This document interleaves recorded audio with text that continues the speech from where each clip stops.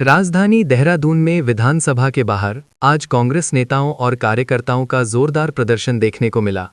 हाथों में तख्तियां, नारों की गूंज और सरकार के खिलाफ तीखे तेवर। कांग्रेस ने साफ कर दिया है कि अब महिलाओं के अधिकारों की लड़ाई आर पार की होगी।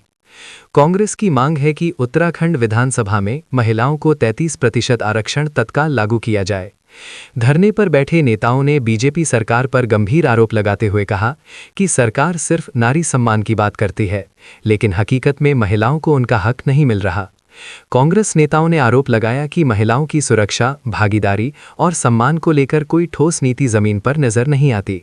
उन्होंने ये भी कहा कि प्रदेश में कई ऐसे मामले सामने आए हैं जहां महिलाओं की उत्पीड़न के आरोप सत्ता से जुड़े लोगों पर लगे, लेकिन कार्रवाई सवालों के घेरे में रही।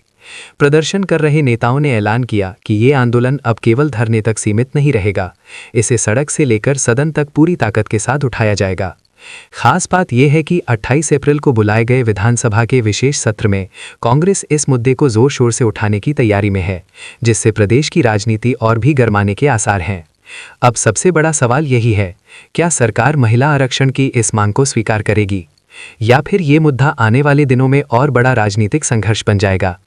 उत्तराखंड की राजनीति में महिला आरक्षण अब एक बड़ा चुनावी और सामाजिक मुद्दा बन चुका है और इस पर आने वाला हर फैसला दूरगामी असर डाल सकता है। ये जिस तरह से दिल्ली में पाखंड हुआ, निश्चित रूप से केंद्र सरकार ने एक प्रपंच रचा।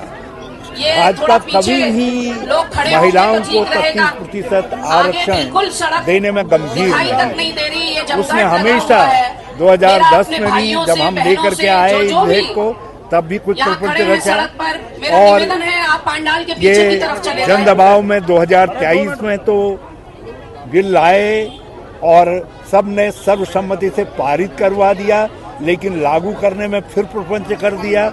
जब फिर जन दबाव बढ़ा तो फिर ये प्रपंच किया। इस बार इन्होंने महिला आरक्षण विधेयक के साथ जो है इन्होंने परिसीमन को जोड़ दिया। परिसीमन को लेकर के राष्ट्रीय स्तर पर सहमति नहीं थी, भाजपा जानती थी और इसलिए जानबूझ करके इन्होंने परिसीमन का विधेयक उसके साथ जोड़ा और ये परिणति जानते थे। इसलिए भाजपा के इस राष्ट्रीय प्रपंच, इस पाखंड के खिलाफ आज महिलाओं में जबरदस्त आक्रोश है। आप यहाँ देख लीजिए महिलाओं की उपस्थिति कितनी विशाल उपस्थिति है और ये इस बात का द्योतक है कि महिलाएं भाजपा के पाखंड को समझ चुकी हैं, प्रपंच को समझ चुकी हैं और उसका विरोध कर रही हैं। मैं इतना कहना चाहता हूँ कि केंद्र की सरकार और राज्य की वर्तमान सरकार देश और प्रदेश के भोले भाले लोगों को झूठ बोलकर झांसे में लेकर अपने सत्ता के रास्ते मजबूत करना चाहती है। ये बहुत ही दुर्भाग्यपूर्ण है कि देश के प्रधानमंत्री पद पर बैठे हुए और झूठ बोलकर देश की जनता को झांसे में लेकर अपने राजनीतिक रास्ते पक्के करना चाहते हैं। जहां तक महिला आरक्षण की बात है, महिला आरक्षण कानून आज भी विद्यमान है और हम ये धरना प्रदर्शन इसलिए कर रहे हैं कि उत्तराखंड की विधानसभा का उपयोग कांग्रेस को कोसने के लिए नहीं, बल्कि इस प्रस्ताव को पास करने के लिए इसका उपयोग होना चाहिए कि उत्तराखंड की वर्तमान 70 सीटों पर 33% महिलाओं के लिए सीटें रिजर्वेशन करके और आने वाले चुनाव से इस व्यवस्था को लागू किया जाए।